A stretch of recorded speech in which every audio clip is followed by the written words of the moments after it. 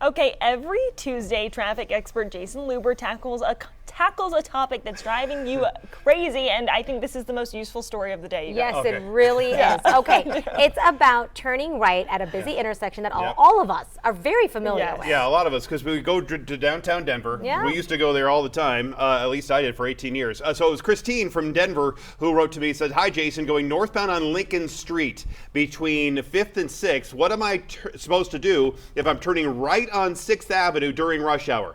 The right lane is reserved for right turns and buses, and it has a solid do not cross line. I always wait until crossing over the 5th Avenue and Lincoln intersection before getting into the right lane, but so many people drive straight from the right lane south of 5th Avenue, and it's a tight area for all of that to be happening. According to the traffic expert, what should I be doing?"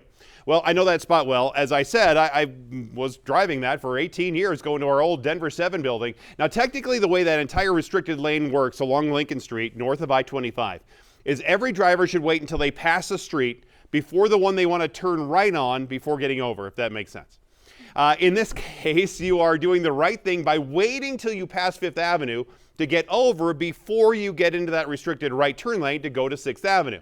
But as you said, drivers often get over early just before 5th Avenue to cross over because there's usually a backup. Unfortunately not here, but this is what they do. They get over early, cross over 5th Avenue to get down to 6th Avenue. Now that's what I saw when I was down there. Now, and that's exactly what I would do too if I saw that traffic was backed up from 6th Avenue all the way back here. Now, I asked a Denver police officer what you should do there. He told me if he saw everyone doing the same 5th Avenue crossover where they're not turning right on 5th, going up to 6th Avenue, he said it's not that big of a deal, adding it's a low-level offense. He has better things to do than pull over all these people who are rolling over 5th, so take that for what it's worth. You mentioned that drivers are not allowed to cross over the single solid white line. That's not exactly correct. It's not illegal to cross the single solid white line like this. The line there is to delineate that there is a different kind of lane, and you shouldn't cross it unless you're making a right turn or you're driving an RTD bus.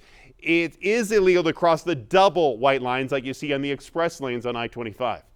There are a few other options to try here to get around this area if that lane is backed up. I detail all of them for you in the online version of the story. You can find it right now on denver7.com or the Denver 7 app. Okay, the white line explainer is actually really helpful because I do the same thing. I see a solid white line and I'm like, stay away from it. No.